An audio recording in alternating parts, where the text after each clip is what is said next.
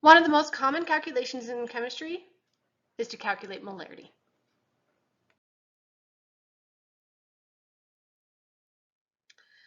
Molarity uses the mole, just like we use for any other calculation with substances, especially when you are trying to compare two or more substances to each other.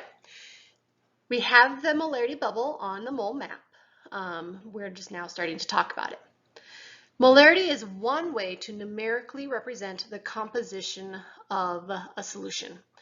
Specifically, it looks at the number of moles of solute, that is the compound that we are putting into the solution, in each liter of solution, typically water being the solvent. When you hear I'm working with a 1 molar solution, 6 molar solution, that term molar is recognizing the concentration in molarity, looking at the moles of substance that we are reacting. Coming back to the mole map that we love and enjoy so much, we are now working with the transition between mole and molarity, which is concentration. Molarity is a 3-variable calculation, just like it is with density as well, just working with moles instead of grams. So, pardon me. So molarity is the moles of solute, so that is the compound we are working with, over the liters of solution, how much water we're going to be using. Depending on what we're given, you may need to convert grams to moles, as we have done in the past, because we don't have a way to measure out moles. We typically will measure it out based off grams and then convert from there. Rarely do we actually measure out a liter plus worth of solution because that is very wasteful. So a lot of times we want to know how many milliliters we're going to need and or make. Therefore, we need to be able to convert between milliliters to liters. You can use the magic triangle here, like we did with density, if you would prefer to remember the calculation. Molarity equals moles over liters. Remember that the horizontal line means to divide and the vertical line means to multiply. So depending on how you want to remember this calculation, you have the different options. Now, let's do a sample. If we have 6 moles of sodium hydroxide and we are making a solution of 2 liters, what is the concentration in molarity?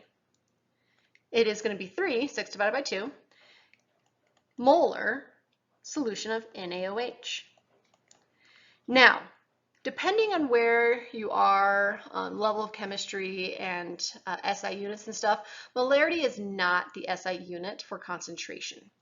You will see it as moles per liter set up as a conversion factor.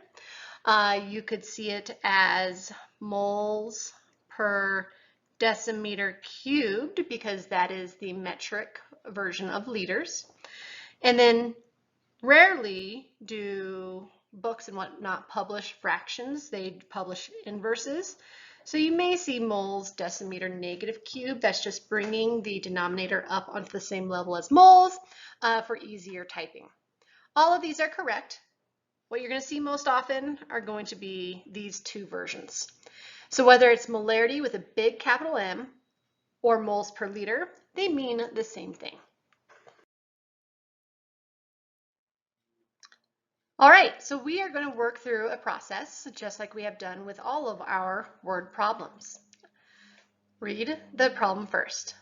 Calculate the molarity if 0.435 grams of potassium permanganate is dissolved in 250 milliliters of solution. First, we want to identify what it is we know. So we know 0.5 grams.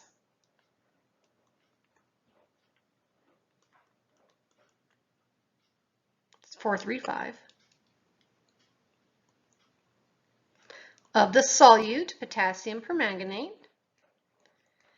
And we know the volume of the solution is 250 decimal milliliters. Now, based off our calculation,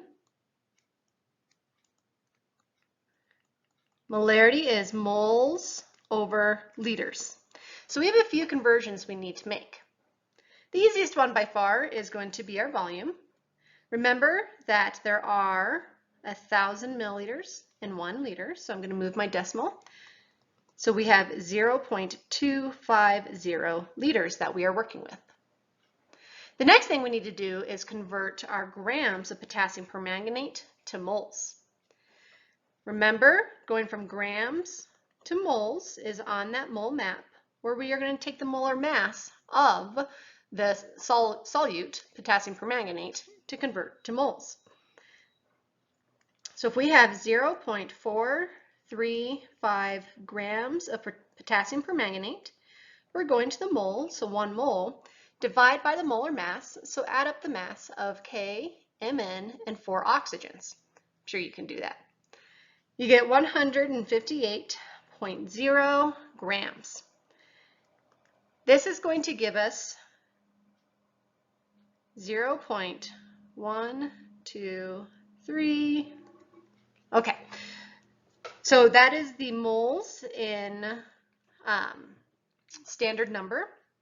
You can also put that into scientific notation depending on your comfort level. Now that we have both of these, we can calculate molarity. I just need room. So if I put 0.00275 over our 0.250 liters, we are going to get, I'm running out of room here, goodness gracious, we're going to get 0.0110 molar. I'm going to need to move all of that around. 0.0110 molarity. We have the 3 sig figs that were provided to us in the problem, and we ended up with molarity of the solution.